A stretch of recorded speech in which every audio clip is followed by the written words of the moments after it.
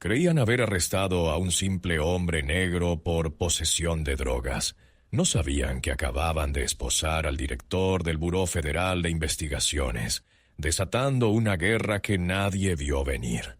El aire de la noche era fresco, un alivio bienvenido después de un día sofocante en Washington. Conducía mi viejo sedán Honda, un coche anónimo que no gritaba «Director del FBI» a los cuatro vientos. Era mi vehículo de incógnito, por así decirlo, el que usaba para visitar a mi madre en el tranquilo suburbio donde crecí. Un lugar donde yo no era el director Thorne, sino simplemente Marcus. Las calles estaban silenciosas, bañadas por el resplandor anaranjado de las farolas. La casa de mi madre estaba a solo 3 manzanas de distancia. Ya podía saborear su famoso pastel de batata y sentir el abrazo que me esperaba. Estaba tan inmerso en mis pensamientos, en la anticipación de una normalidad que rara vez experimentaba, que casi no me di cuenta de las luces rojas y azules que de repente llenaron mi espejo retrovisor. Un suspiro largo y cansado escapó de mis labios. No era miedo, ni siquiera irritación. Era una especie de agotamiento profundo y familiar. El tipo de agotamiento que solo puede sentir un hombre negro en Estados Unidos cuando ve luces de policía detrás de él sin motivo alguno. Sabía que no había hecho nada malo. Mi velocidad era correcta, mis intermitentes funcionaban y había hecho una parada completa en la última señal de stop. Esto era otra cosa. Un control de rutina en un barrio predominantemente blanco. Me detuve lentamente en el arcén. Apagué el motor y encendí las luces interiores. Coloqué mis manos en el volante, a las 10 y a las 2, exactamente como había enseñado a mi propio hijo a hacer. A través del espejo, vi a 2 oficiales saliendo de su patrulla. Uno, más corpulento y con una calva incipiente, se acercó a mi ventanilla. El otro, más joven y delgado, se quedó atrás, cerca de la parte trasera de mi coche, con la mano sobre su arma. El manual de procedimiento ejecutado con una tensión innecesaria. El oficial más corpulento se inclinó, su rostro iluminado por la luz de mi cabina. Tenía ojos pequeños y duros y una mandíbula apretada. Su placa decía Miller. «Buenas noches», dijo, aunque su tono no tenía nada de bueno. «¿Sabe por qué lo detuve?» «No, oficial, no tengo ni idea», respondí con calma, manteniendo mi voz uniforme y respetuosa. Años de interrogatorios me habían enseñado que la calma desarma más que la agresión. «Su luz trasera derecha está rota», mintió. Pude ver el reflejo de mi coche en el escaparate de una tienda cerrada al otro lado de la calle. Ambas luces traseras funcionaban perfectamente. Decidí no discutir el punto. No serviría de nada. «Ya veo. No me había dado cuenta. Gracias por hacérmelo saber», dije. «Licencia y registro, por favor», ordenó ignorando mi comentario. Lentamente, muy lentamente, le informé de cada uno de mis movimientos. «Oficial, mi cartera está en el bolsillo trasero derecho de mi pantalón. Mi registro está en la guantera. Voy a alcanzarlos ahora». Él solo asintió, con los ojos entrecerrados. Le entregué mis documentos, cogió mi carné de conducir y lo examinó bajo la luz de su linterna. Aunque la luz de mi coche era más que suficiente. Su mirada se detuvo en mi nombre, Marcus Thorne. Luego me miró a mí, luego de nuevo al carné, como si tratara de reconciliar al hombre de traje que probablemente imaginaba con el hombre en camiseta y vaqueros que tenía delante. «¿A dónde se dirige con tanta prisa, Marcus?», preguntó, usando mi nombre de pila con una familiaridad deliberadamente irrespetuosa. «Voy a visitar a mi madre. Vive en la calle Elm, a 3 manzanas de aquí», respondí sin dejar que su tono me afectara. Miller me devolvió los documentos. Pensé por un momento que eso sería todo. Una pequeña muestra de poder, un recordatorio de quién estaba al mando, y luego me dejaría ir. Estaba equivocado. «Salga del vehículo, por favor», dijo, dando un paso atrás. Ahí estaba, la escalada. Mi ritmo cardíaco se mantuvo estable. «Oficial, ¿hay algún problema?», pregunté todavía con calma. He dicho que salga del vehículo, repitió, su voz subiendo un decibelio. Su compañero Davis ahora se había movido para flanquear la puerta del pasajero. Lentamente abrí la puerta y salí, manteniendo las manos a la vista en todo momento. Miller me indicó que me pusiera contra el coche y me cacheó bruscamente. No encontró nada, por supuesto. Mientras lo hacía, su mirada se desvió hacia el interior de mi Honda. Vi un destello de algo en sus ojos. No era curiosidad, era intención. Voy a echar un vistazo al interior de su coche, declaró, no preguntó. Oficial, no doy mi consentimiento para un registro, dije con firmeza. Era mi derecho, y era crucial que lo dejara registrado. Miller soltó una risa seca y condescendiente. ¿Te parece que te estoy pidiendo permiso? Tu luz trasera rota me da causa probable. Era una mentira descarada, una justificación legal tan endeble como el papel de seda. Pero sabía que en ese momento, en esa calle oscura, su palabra era la ley. Se inclinó dentro del coche. Su compañero Davis me vigilaba con una expresión nerviosa en su rostro juvenil. Observé a Miller. Su mano derecha desapareció bajo mi asiento del conductor por un instante, un movimiento casi imperceptible si no supieras qué buscar. Yo sabía exactamente qué buscar. Había visto esta sucia táctica cientos de veces en informes y vídeos de cámaras corporales. Cuando se enderezó, sostuvo una pequeña bolsita de plástico transparente entre el pulgar y el índice. Dentro había un polvo blanco. La levantó a la luz de la farola, como un actor dramático en el escenario. «Vaya, vaya, vaya. ¿Qué tenemos aquí?», dijo con una sonrisa triunfante, mirándome directamente a los ojos. «Parece que tu visita a mamá tendrá que esperar, Marcus». El oficial más joven, Davis, sacó sus esposas. El chasquido metálico resonó en el silencio de la noche, mientras Miller me agarraba las muñecas y las tiraba bruscamente detrás de mi espalda. El frío acero se cerró sobre mi piel. «Marcus Thorne», recitó Miller con un placer sádico, «queda arrestado por posesión de una sustancia controlada». Sentí el metal apretarse, la humillación del momento diseñada para quebrarme. Miller me empujó ligeramente hacia el coche patrulla. Todo mi entrenamiento, toda mi carrera, toda mi disciplina convergieron en ese instante. Mantuve la calma. Levanté la cabeza y lo miré directamente a los ojos, dejando que el silencio se alargara por un segundo. Luego, con una voz tan tranquila y fría como el acero en mis muñecas, hablé. «Oficial Miller, insignia 734, Departamento de Policía de Northwood. Lleva 3 años en el cuerpo, 2 quejas por uso excesivo de la fuerza desestimadas y una citación por conducta indebida el año pasado». Hice una pausa, observando cómo el color desaparecía de su rostro.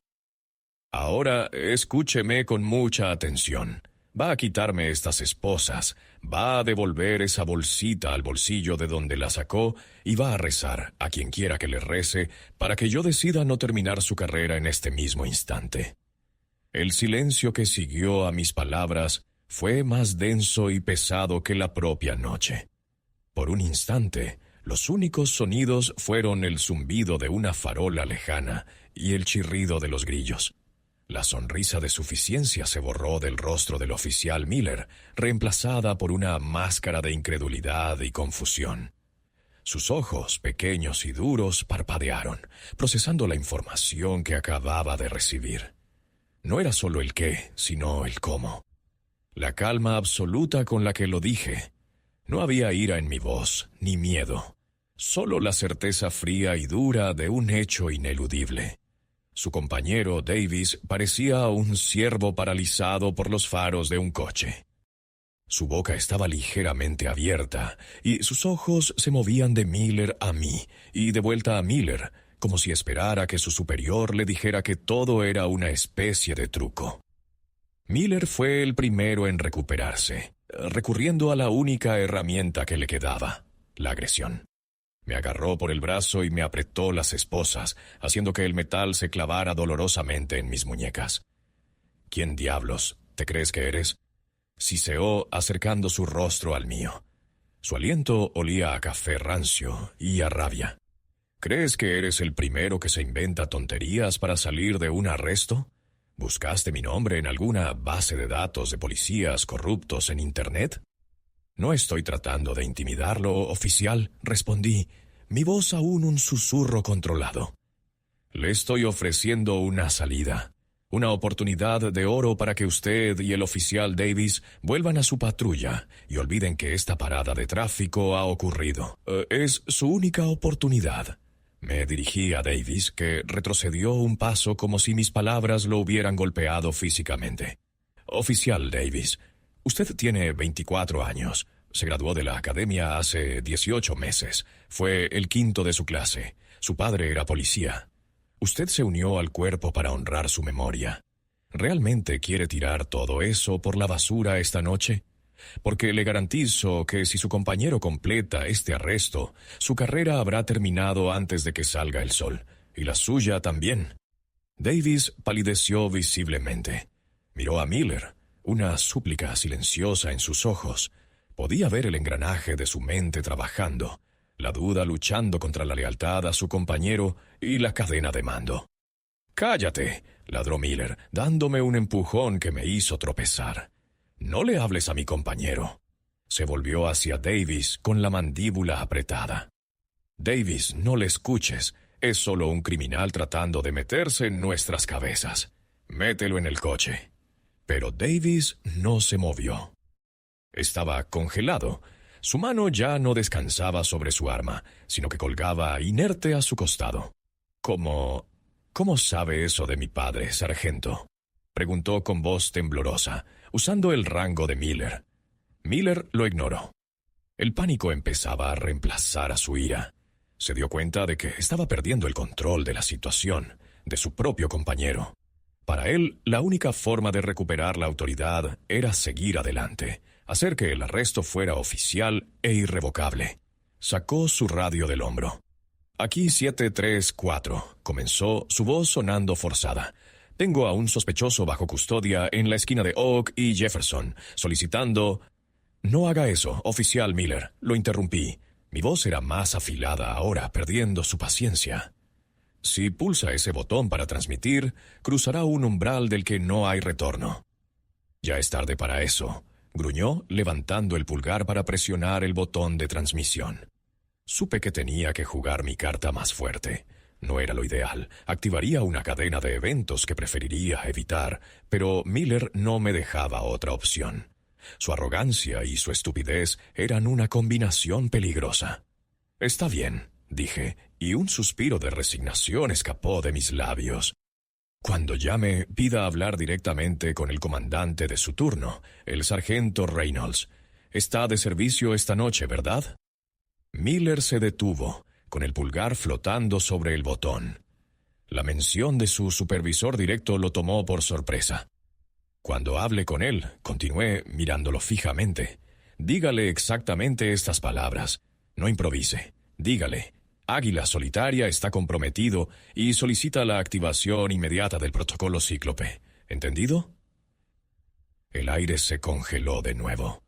Águila Solitaria y protocolo Cíclope no eran términos policiales estándar, eran palabras en clave. Palabras que un civil no debería conocer, palabras que ni siquiera la mayoría de los policías conocerían. Eran jerga de alto nivel, reservada para situaciones de crisis extremas que involucraban activos de seguridad nacional. La mano de Miller temblaba ahora. Su rostro, que había pasado de la suficiencia a la confusión y luego a la ira, ahora mostraba una nueva emoción, el miedo. Un miedo genuino y profundo. Miró la pequeña bolsa de polvo blanco que todavía sostenía en su otra mano. Luego me miró a mí, un hombre negro con una camiseta gastada, esposado contra el capó de un Honda de 15 años. La escena no tenía sentido. La información que yo poseía no encajaba con la realidad que él había construido. Su mundo se estaba desmoronando, y yo era el responsable. Davis dio un paso adelante, su voz apenas un susurro aterrorizado. «Sargento, ¿qué es el protocolo Cíclope?» El sargento Miller no respondió a su compañero. Ni siquiera pareció escucharlo. Sus ojos estaban fijos en los míos, buscando, suplicando una explicación que encajara en su limitada comprensión del mundo. Podía ver el conflicto en su interior, la batalla entre su instinto de autopreservación y su orgullo herido. Soltarme ahora sería admitir la derrota, admitir que había cometido un error catastrófico. Pero seguir adelante, ignorando mis palabras, era como caminar con los ojos vendados hacia un precipicio. El miedo finalmente ganó la batalla. Con una mano temblorosa, Miller llevó la radio a sus labios. Su voz era ronca, un graznido irreconocible comparado con el ladrido autoritario de minutos antes. Aquí 734. Necesito hablar con el sargento Reynolds. Es urgente. Hubo una breve pausa, llena de estática. La voz del despachador, una mujer con un tono monótono, respondió. 734. Reynolds está ocupado en una llamada. ¿Cuál es la naturaleza de su urgencia? La vacilación de Miller fue palpable. Podía sentir su pánico aumentando con cada segundo de silencio. Trató de hablar, pero las palabras no salían. El oficial Davis, viendo a su superior desmoronarse, dio un paso al frente y le quitó la radio de la mano. «Central, aquí, 735», dijo Davis, su voz más firme de lo que esperaba. «Interrumpa al sargento Reynolds. Repito, interrumpa su llamada. Tenemos una situación de código cíclope». Mintió. No existía un código cíclope. Pero la palabra clave era suficiente. La despachadora, probablemente confundida pero entrenada para reaccionar a la urgencia en la voz de un oficial, simplemente dijo: «Entendido, 735, espere un momento». Los siguientes 30 segundos fueron los más largos de mi vida. Miller me miraba como si fuera un fantasma. La bolsita con la droga plantada seguía en su mano, casi olvidada, un pequeño y sucio recordatorio del abismo al que se había asomado. Finalmente, la radio cobró vida de nuevo. «Miller, ¿qué demonios está pasando?» La voz del sargento Reynolds era puro acero y molestia. «¿Qué es esta tontería del código cíclope?» Estaba en medio de una negociación de rehenes. Davis le devolvió la radio a Miller, quien la tomó como si fuera una serpiente. Levantó la vista hacia mí y yo asentí lentamente. Una instrucción silenciosa. «Traga tu orgullo». Di las palabras. Miller tragó saliva. «Señor, el detenido me ha pedido que le transmita un mensaje». Respiró hondo.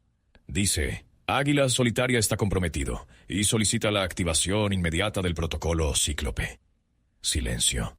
Un silencio absoluto desde el otro lado de la radio. No estática, no interferencia, solo la ausencia total de sonido. Parecía que el universo entero contenía la respiración.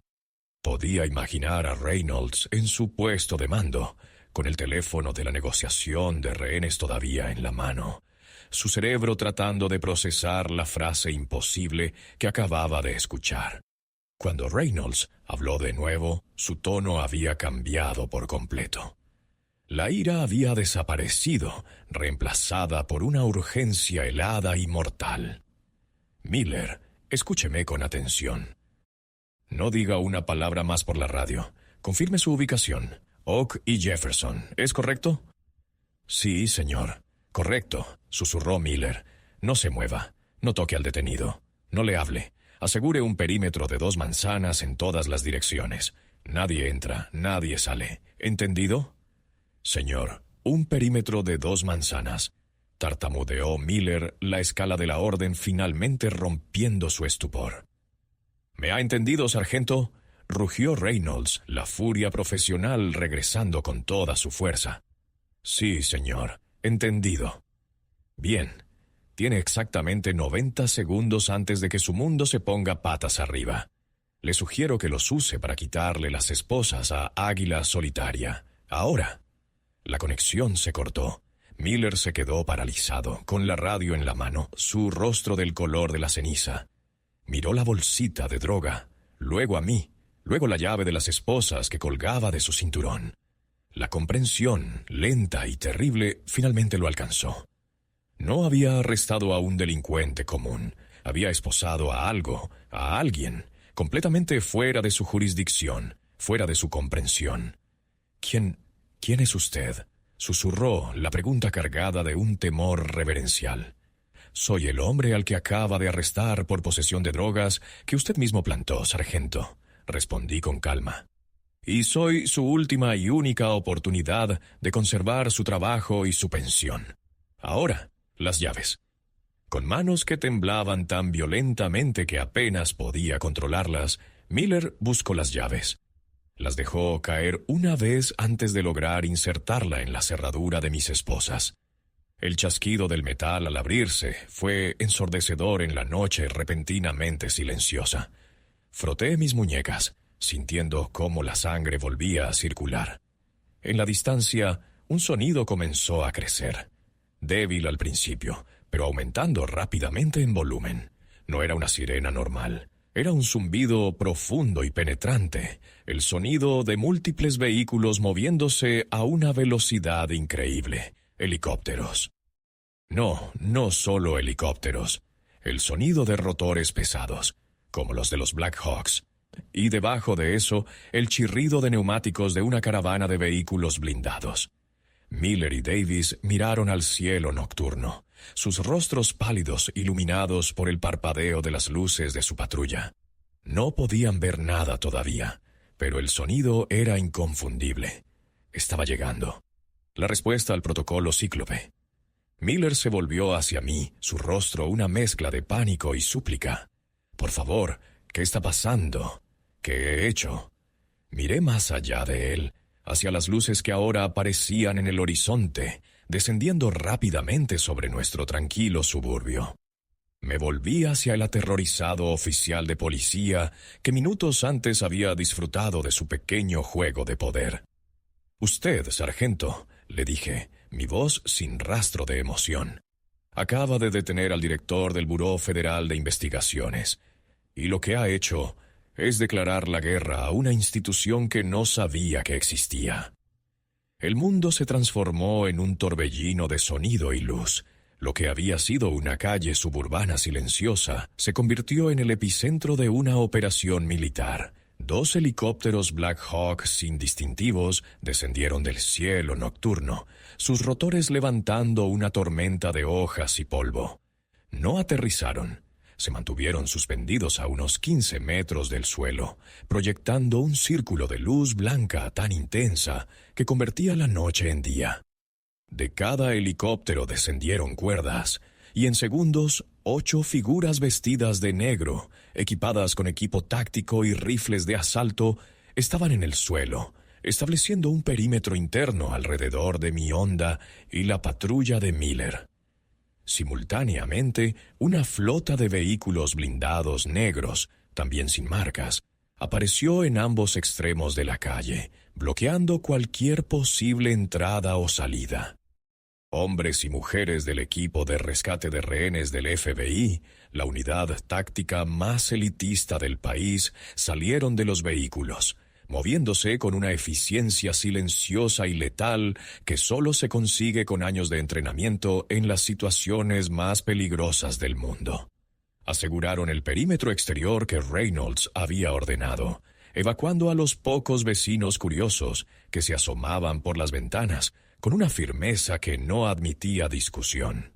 Miller y Davis estaban petrificados. Se habían encogido contra su patrulla como si esperaran que el metal los protegiera de la surrealista tormenta que habían desatado. Para ellos, esto era algo que solo se veía en las películas. Para mí, era simplemente el protocolo. Un protocolo extremo, sí, diseñado para la extracción de un activo de alto nivel en territorio hostil, pero protocolo al fin y al cabo. Un hombre se separó del equipo táctico principal y se acercó a mí. Era el agente especial a cargo, David Chen, el líder de mi destacamento de seguridad personal.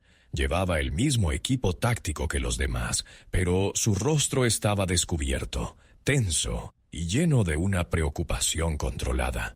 «Director Thorne, ¿está usted bien? ¿Está herido?», preguntó, sus ojos escaneando rápidamente mi cuerpo en busca de cualquier signo de lesión. Estoy bien, David. Falsa alarma, respondí, mi voz sonando extrañamente tranquila en medio del caos organizado. Cancela el protocolo. Haz que todos se retiren a una posición de espera a 3 manzanas de aquí y corta las luces y el ruido. Estás asustando a los vecinos. Señor, con el debido respeto, el protocolo exige una extracción completa y una evaluación médica, protestó Chen, su entrenamiento luchando contra mi orden directa. Y yo te estoy ordenando que lo canceles, agente, dije. Mi tono no dejaba lugar a la negociación. Esta situación se ha resuelto. Ahora es un asunto interno, ¿entendido? Chen me miró fijamente por un segundo. Luego asintió bruscamente. Entendido, señor. Se llevó la mano a su comunicador de garganta y comenzó a dar órdenes en un código rápido y conciso. Casi tan rápido como habían llegado, las fuerzas comenzaron a retirarse. Los helicópteros ascendieron y desaparecieron en la oscuridad. Los vehículos blindados retrocedieron silenciosamente, dejando solo a Chen y a otros 2 agentes conmigo. El silencio que descendió fue casi más impactante que el ruido anterior. Me acerqué a los 2 policías locales, que parecían haber envejecido 10 años en los últimos 5 minutos. Miller todavía sostenía la bolsita de plástico. Se la quité de los dedos con cuidado, usando solo 2 dedos para no contaminar sus huellas dactilares. Sargento Miller, oficial Davis, comencé, mi voz ahora la del director del FBI, profesional, implacable. Ambos están relevados de sus funciones, con efecto inmediato. Entreguen sus armas de servicio, sus placas y sus credenciales al agente Chen. Davis cumplió sin dudarlo, desabrochando su cinturón de servicio con manos temblorosas y entregándoselo a uno de mis agentes. Miller, sin embargo, permaneció inmóvil. No puede hacer eso, balbuceó. Usted no tiene jurisdicción. Soy un oficial de la policía de Northwood. Sargento, dije, dando un paso más cerca de él, mi sombra cubriéndolo. Usted acaba de cometer múltiples delitos federales, incluyendo, pero no limitándose a, privación de derechos bajo el color de la ley, una violación del título 18, sección 242 del Código de los Estados Unidos. También ha intentado fabricar pruebas en lo que ahora es una investigación federal. Créame, la jurisdicción es la menor de sus preocupaciones. El fiscal general de los Estados Unidos va a interesarse mucho por su caso. He oído que está buscando casos emblemáticos de mala conducta policial. El color desapareció por completo del rostro de Miller. La mención del fiscal general era la sentencia de muerte para su carrera y muy probablemente para su libertad. Ahora, por última vez, dije, extendiendo la mano, su arma y su placa. Con un movimiento lento y derrotado, Miller me entregó su equipo. Chen lo tomó y se lo pasó a otro agente. Ahora no eran más que 2 hombres con uniformes vacíos. El agente Chen se quedará con ustedes, les informé. Serán transportados a un lugar seguro donde darán una declaración completa y detallada. Y les aconsejo encarecidamente que sean completamente sinceros. Su única, y quiero decir, única esperanza de mitigar el daño que han causado esta noche es la cooperación total. Me di la vuelta, listo para irme, listo para intentar salvar lo que quedaba de mi visita a mi madre. Pero la voz de Davis, temblorosa y frágil, me detuvo. «Señor, director», comenzó, y yo me giré para mirarlo. El sargento Miller me obligó. Me dijo que era un procedimiento estándar en este barrio, que si no lo hacía, me aseguraría de que nunca pasara mi período de prueba. Yo no quería.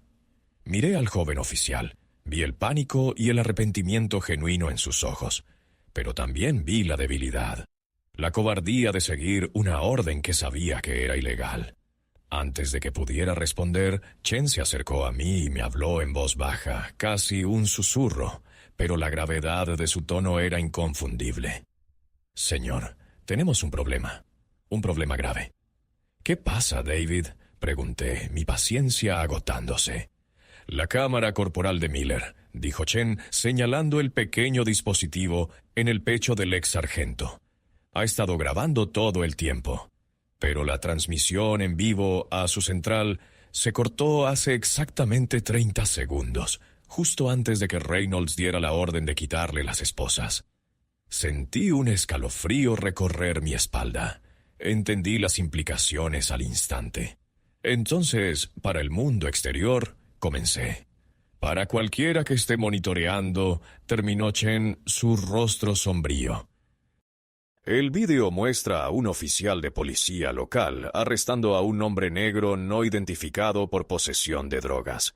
Y luego, el FBI llega con una fuerza abrumadora, desarma a la policía local y libera al sospechoso. Sin contexto, señor. Parece una obstrucción de la justicia a nivel federal.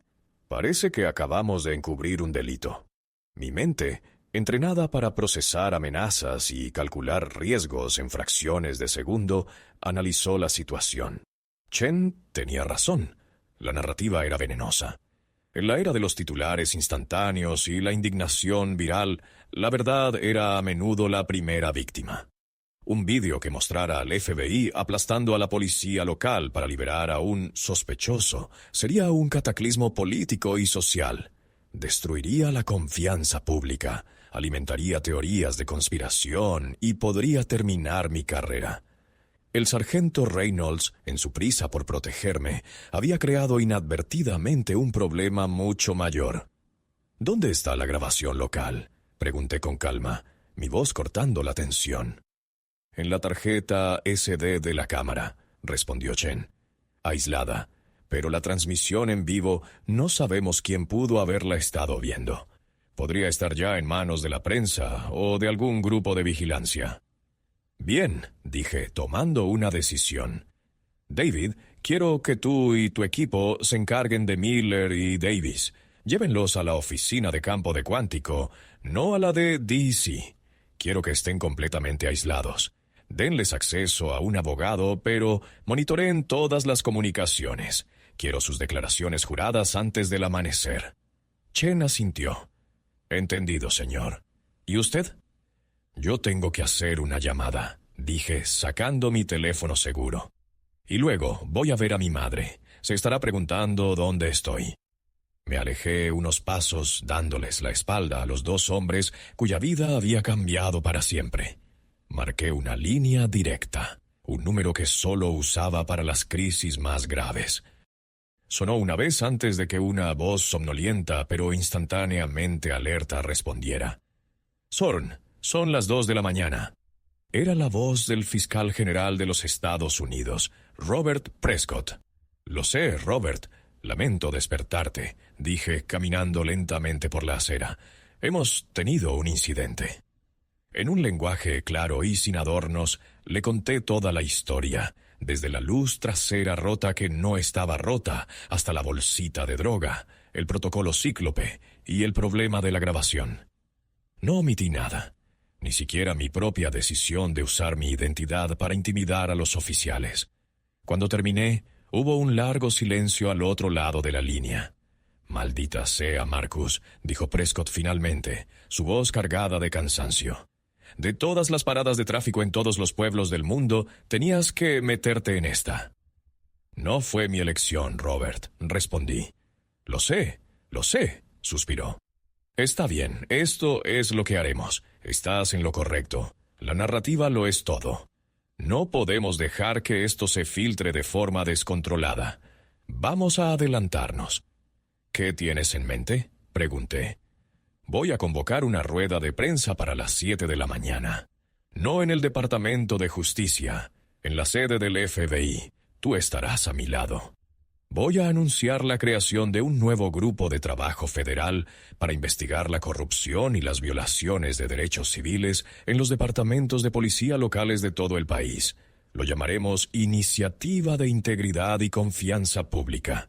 Y su primer caso oficial, su caso insignia, será la investigación de una parada de tráfico corrupta en Northwood, Maryland». Entendí su estrategia al instante. No era un encubrimiento. Era una ofensiva. No estábamos ocultando el incidente. Lo estábamos convirtiendo en la piedra angular de una nueva y audaz política. Anunciaremos que el director del FBI, en una operación encubierta personal, expuso una grave mala conducta, continuó Prescott, su voz ganando fuerza a medida que la idea tomaba forma. El vídeo no mostrará a agentes federales liberando a un sospechoso. Mostrará a agentes federales deteniendo a 2 policías corruptos en el acto, con el director dirigiendo la operación desde el terreno. Vamos a publicar la grabación completa de la cámara corporal, desde el principio hasta el final. No solo el fragmento que se transmitió en vivo, la verdad completa. Era brillante. Audaz, arriesgado, pero brillante. Convertía una posible catástrofe de relaciones públicas en una demostración de fuerza y compromiso con la justicia. Robert, eso me convierte en el centro de la historia, dije, no del todo cómodo con la idea. Siempre había preferido trabajar desde las sombras. Exactamente, respondió Prescott. La gente necesita ver esto, Marcus. Necesitan ver que nadie está por encima de la ley. Ni el ciudadano más humilde, ni el director del FBI. Y, sobre todo, necesitan ver que los que abusan de su placa para aterrorizar a esos ciudadanos tampoco lo están. Tú eres la prueba viviente de eso esta noche. No como director, sino como un hombre negro al que detuvieron por conducir en un barrio pijo. Usa eso. Es tu arma más poderosa. Colgué el teléfono sintiendo un peso levantarse de mis hombros. La situación estaba controlada. El plan era sólido. Miré hacia la casa de mi madre al final de la calle. Las luces seguían encendidas. Me estaba esperando. Me acerqué a mi viejo Honda, donde uno de los agentes de Chen estaba esperando. Asegúrate de que este coche vuelva a mi garaje sin un solo rasguño, le dije. Él asintió. Mientras caminaba por las últimas 2 manzanas, el silencio de la noche volvió a asentarse. Parecía casi imposible que minutos antes este mismo lugar hubiera sido el escenario de una operación táctica a gran escala. Ahora solo quedaba el olor a ozono y la calma. Cuando llegué a la puerta principal de mi madre, ésta se abrió antes de que pudiera tocar. Ella estaba allí con su bata, su rostro lleno de una preocupación que solo una madre puede tener. «Marcus, ¿estás bien? Vi las luces, escuché el ruido», dijo, abrazándome con fuerza. La abracé de vuelta, inhalando el familiar aroma a canela y seguridad. «Estoy bien, mamá, estoy perfectamente», le aseguré. «Solo un pequeño problema en el trabajo». Me hizo entrar, me sentó en su mesa de la cocina y puso un trozo de pastel de batata delante de mí, tal y como había imaginado. Mientras comía le conté una versión muy abreviada de la historia. Ella escuchó en silencio, con una expresión que conocía muy bien, una mezcla de orgullo y tristeza. «Algunas cosas nunca cambian, ¿verdad?», dijo en voz baja cuando terminé. «No importa lo alto que llegues, lo poderoso que seas, para algunos siempre serás lo primero que ven». Asentí, tomando otro bocado de pastel. Sabía que tenía razón. Pero esa noche algo sí había cambiado. Por primera vez, los que se escondían detrás de una placa para ejercer su prejuicio no se habían topado con una víctima indefensa. Se habían topado con la cima de la cadena alimentaria de la ley. Y por la mañana todo el país lo sabría. La guerra que Miller creyó haber ganado en una calle oscura se había perdido estrepitosamente, y la batalla por una justicia más equitativa había ganado un nuevo y muy público frente.